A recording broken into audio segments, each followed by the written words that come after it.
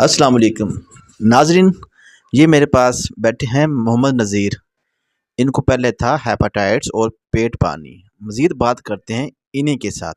जी अस्सलाम वालेकुम वालेकुम सलाम। नज़ीर, तुसी ये दसो ਤੁਹਾਡੀ तबीयत ਦਾ ਪਹਿਲੇ ਕੀ ਹਾਲ ਸੀ?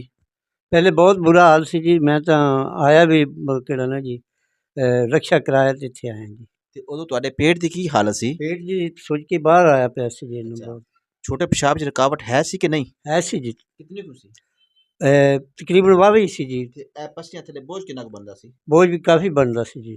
ਤੇ ਹੁਣ ਤੁਹਾਡੀ ਤਬੀਅਤ ਦਾ ਕੀ ਹਾਲ ਹੈ? ਹੁਣ ਜੀ ਬਿਹਤਰ ਹੈ, ਬਹੁਤ ਹੀ ਬਿਹਤਰ ਹੈ। ਪੇਟ ਪਾਣੀ ਕਿੰਨਾ ਕੰਮ ਹੈ? ਬਸ ਸਾਰਾ ਹੀ ਤਕਰੀਬਨ ਕੰਮ ਹੈ, ਥੋੜਾ ਜਿਹਾ ਹੈ ਥੋੜਾ। ਕੋਈ ਪਰੇਸ਼ਾਨੀ, ਕੋਈ ਪ੍ਰੋਬਲਮ ਕਿਸੇ ਵੀ ਤਰ੍ਹਾਂ ਦਾ? ਕੋਈ ਕਿਸੇ ਕਿਸਮ ਦੀ ਪਰੇਸ਼ਾਨੀ ਨਹੀਂ, ਕੋਈ ਪ੍ਰੋਬਲਮ ਨਹੀਂ ਜੀ। ਬੜੀ ਗੱਲ ਹੈ। ਤੇ ਪੈਰਾਂ ਸੋਜ ਸੀ, ਉਹਦਾ ਕੀ ਹਾਲ ਹੈ? ਉਹ ਵੀ ਠੀਕ ਹੈ ਜੀ, ਐਵੇਂ ਥੋੜੀ ਬਹੁਤੀ ਹੈ। ਠੀਕ ਹੈ। ਉਹ ਵੀ ਕਦੇ ਰੋਟੀ ਖਾਣ ਨਾਲ ਜਾਂ ਖਾਣਾ ਅੱਗੇ ਪਿੱਛੇ ਖਾਣ ਨਾਲ ਹੋ ਜਾਂਦੀ ਹੈ ਜੀ। ਠੀਕ ਹੈ। ਤੇ ਗੈਸ ਕਬਜ਼ ਦਾ ਕੀ ਹਾਲ ਹੈ? ਗੈਸ ਕਬਜ਼ਾ ਹੈ ਨਹੀਂ ਜੀ। ਗੈਸ ਕਬਜ਼ ਕੋਈ ਨਹੀਂ? ਖਤਮ ਹੋ ਗਈ। ਹੁਣ ਮਤਲਬ ਤੁਸੀਂ ਅੱਜ ਆਪ ਨੂੰ ਕਿੰਨਾ ਕੁ ਬਿਹਤਰ ਮਹਿਸੂਸ ਕਰਦੇ ਹੋ? ਮੈਂ ਤਕਰੀਬਨ ਫਿੱਟ ਸਮਝਦਾ ਜੀ ਆਪ। ਅੱਲਾ ਨੂੰ ਆਪਾਂ ਜਾਣਦੇ ਨਹੀਂ? ਅੱਲਾ ਨੂੰ ਜਾਣਦੇ ਨਹੀਂ ਜੀ। ਹਾਜ਼ਰ ਨਾਜ਼ਰ ਕਰਕੇ ਅੱਲਾ ਮੈਂ ਬਿਹਤਰ ਹਾਂ, ਠੀਕ ਹੈ। ਬਿਲकुल ठीक हाँ। तो कोई थोड़ा बहुत मसला तो थोड़े को जनाब आए बुला के आओ। ये जी हैं, ये मरीज जो मेरे पास बैठा है, ये इनके बेटे हैं। इनसे बात करते हैं। अस्सलाम वालेकुम।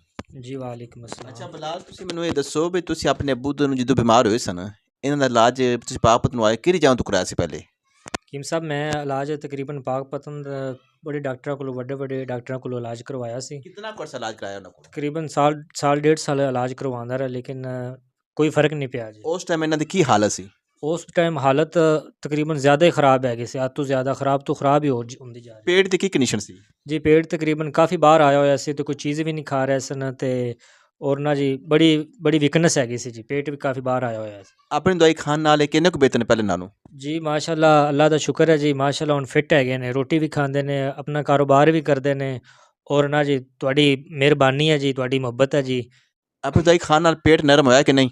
ਜੀ ਬਿਲਕੁਲ, ਪੇਟ ਜਿਸ ਤਰ੍ਹਾਂ ਪਹਿਲੇ ਹੈਗਾ ਸੀ ਨਾ ਜੀ, ਉਸ ਤਰ੍ਹਾਂ ਪੇਟ ਹੋ ਗਿਆ, ਬਹੁਤ ਜ਼ਿਆਦਾ ਨਰਮ ਹੋ ਗਿਆ ਜੀ। ਹੁਣ ਕੋਈ ਪਰੇਸ਼ਾਨੀ ਹੈ ਤੁਹਾਨੂੰ? ਅੱਲਾ ਦਾ ਸ਼ੁਕਰ है जी, ਤੁਹਾਡੀਆਂ दुआवां ने कोई हकीम साहब कोई परेशानी नहीं, कोई मसला मसाइल नहीं है। नाज़रीन, जैसा कि ये आपने देखा, ये मेरे पास नज़ीर अहमद, ये इनकी पर्चियाँ पड़ी हुई हैं, ठीक है। ये प्रॉपर मेरे पास मेडिसिन खाते हैं, लेकिन अभी मेरे पास ये आए हैं तकरीबन 2 से ढाई महीने बाद आए हैं। अभी इनको गैस प्रॉब्लम को मसला बना है, दोबारा आए हैं, तो मैंने कहा कि चलो अपने देखने वालों को भी ये पैगाम पहुँचाऊँ। दुआ में याद रखें। अल्लाह हाफिज़।